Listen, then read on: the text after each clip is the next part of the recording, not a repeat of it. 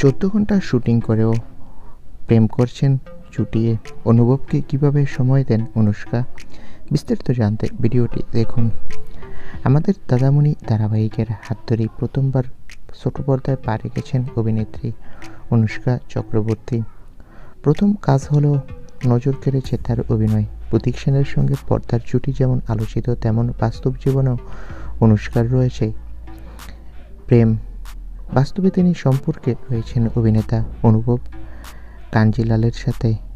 সেই সম্পর্ক কখনো লুকোছাপা করেননি দুজনেই। কিন্তু প্রশ্ন একটাই, ধারাবাহিকের টানা কাজের মাঝে সময়টা আসে কোথা থেকে? তিনি প্রায় 14 ঘন্টা শুটিং, মাসে হাতে গোনা কয়েকটা ছুটি। এমন রুটিন ব্যক্তিগত সময় বলেই বা কী থাকে?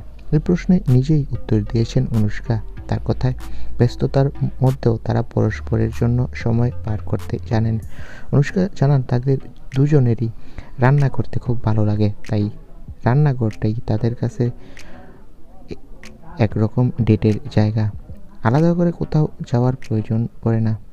একসঙ্গে রান্না করা, গল্প করা, এই ছোট্ট ছোট্ট মুহূর্তই তাদের কাছে সবচেয়ে দামি। বাইরে ঘুরতে যাওয়া বা কফি খাওয়ার সুযোগ কম হলে সময় পেলেই ঘুরে আসেন তারা।